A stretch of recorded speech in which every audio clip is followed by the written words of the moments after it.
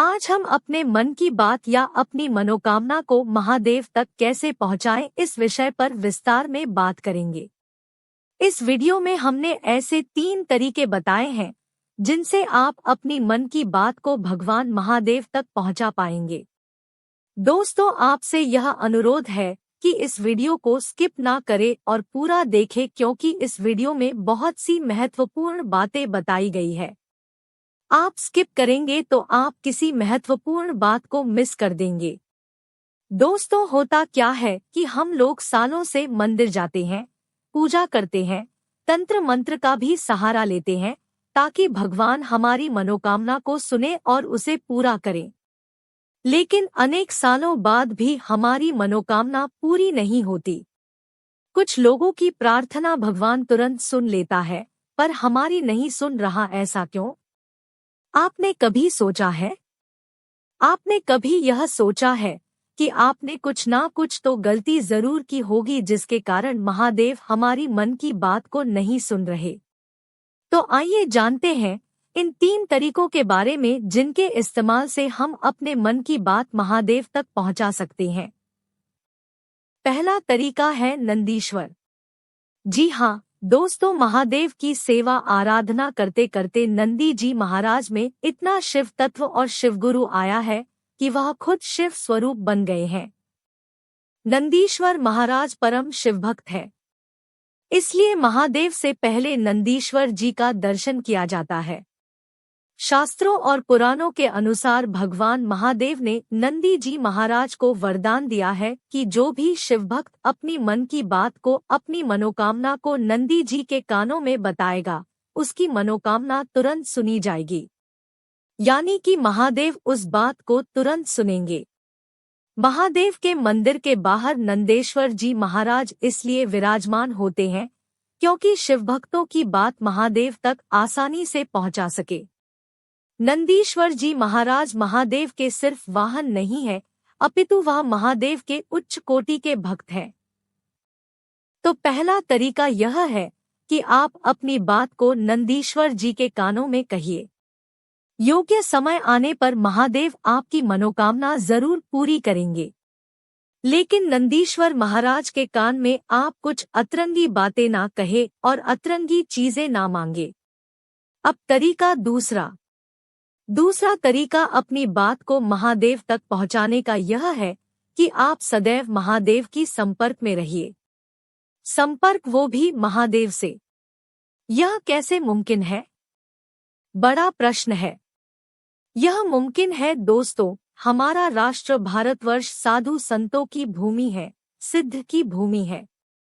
उन सभी साधु संत सिद्धों ने हमें नाम जप के बारे में बताया है। दोस्तों, यह सबसे आसान तरीका है।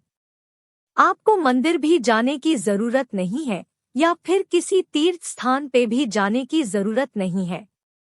महादेव का नाम लेने के लिए कोई भी नियम नहीं है। खुद महादेव यम और नियम से परे है, तो हम कौन होते हैं? उनकी भक्ति को यम नियम लगाने वाले साधु संतों ने भी कहा है कि आप बैठते, उठते, खाते, पीते, सोते, नहाते, जागते या फिर कोई भी रोजमर्रा का काम करते वक्त नाम ले सकते हैं, यानी नाम जप कर सकते हैं। नाम जप को कोई भी बंधन नहीं है, लेकिन मंत्रोच्चारण के लिए बंधन है। अगर आप सदैव हर समय महादेव का नाम जप करेंगे तो आप हमेशा महादेव के संपर्क में रहेंगे और वह आपकी हर बात को, हर मनोकामना को सुनेंगे और सही समय आने पर आपको नाम जप का फल जरूर मिलेगा, आपकी मनोकामना जरूर पूरी होगी।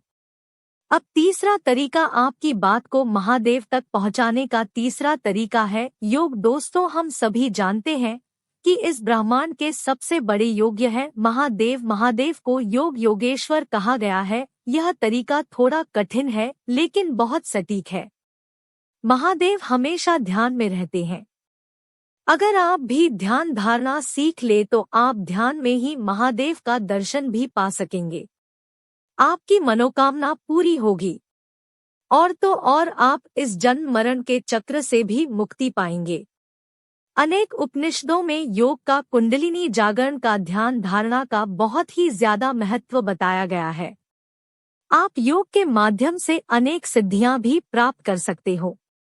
आप एक असाधारण मनुष्य बन सकते हो। योग के बारे में जितना कहा जाए उतना थोड़ा है। योग क्रिया, ध्यान धारणा कठिन है। इसको आत्मसात करने के लिए आपको योग्य गुरु की आवश्यकता है। योग में आपको काफी सारा संयम रखना होता है।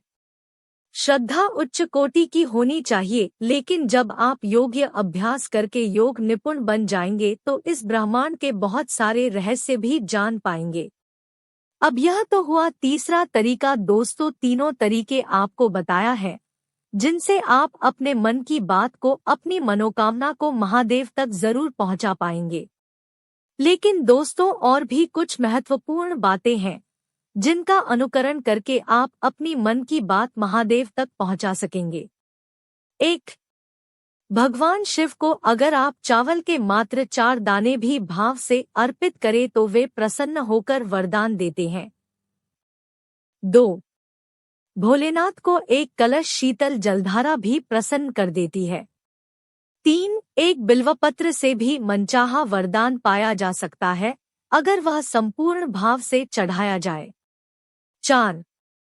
एक धतूरा, एक आंकड़ा, एक बेर, एक संतरा भी उन्हें प्रसन्न कर सकता है। 5. दूध, दही, शक्कर, घी, शहद और गन्ना का रस भी श्रद्धानुसार अर्पित कर शिव से मनचाहा वरदान पाया जा सकता है। शिव मंत्र, नम शिवाय। पार्वती मंत्र, शिवाय नम। देवों के देव देवाधिदेव महादेव ही एकमात्र ऐसे भगवान हैं जिनकी भक्ति हर कोई करता है, चाहे वह इंसान हो, राक्षस हो, भूत प्रेत हो अथवा देवता हो। यहाँ तक कि पशु पक्षी, जलचर, नभचर, पाताललोकवासी हो अथवा बैकुंठवासी हो। शिव की भक्ति हर जगह हुई और जब तक दुनिया कायम है शिव की महिमा गाई जाती रहेगी।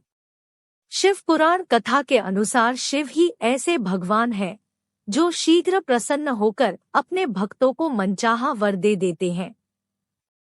वे सिर्फ अपने भक्तों का कल्याण करना चाहते हैं। वे यह नहीं देखते कि उनकी भक्ति करने वाला इंसान है, राक्षस है, भूत प्रेत है या फिर किसी और योनि का जीव है। शिव को प्रसन्न करना सबसे आसान है। शिवलिंग की महिमा बताते हुए कहा कि शिवलिंग में मात्र जल चढ़ाकर या बेलपत्र अर्पित करके भी शिव को प्रसन्न किया जा सकता है। इसके लिए किसी विशेष पूजन विधि की आवश्यकता नहीं है। एक कथा के अनुसार वृत्तासुर के आतंक से देवता भयभीत थे। वृत्तासुर को श्राप था कि वह शिव पुत्र के हाथों ही मारा जाएगा। इसलिए पार्वती के साथ शिवजी का विवाह कराने के लिए सभी देवता चिंतित थे, क्योंकि भगवान शिव समाधिस्थ थे और जब तक समाधि से उठ नहीं जाए विवाह कैसे होगा। देवताओं ने विचार करके रति व कामदेव से शिव की समाधि भंग करने का निवेदन किया। कामदेव ने शिवजी को जगाया तो क्रोध में शिव ने कामदेव को भस्म कर दिया। रति विलाप करने लगी तो शिव ने वरदान दिया कि द्वापर में कामदेव भगवान के पुत्र प्रद्युम्न के रूप में जन्म लेंगे।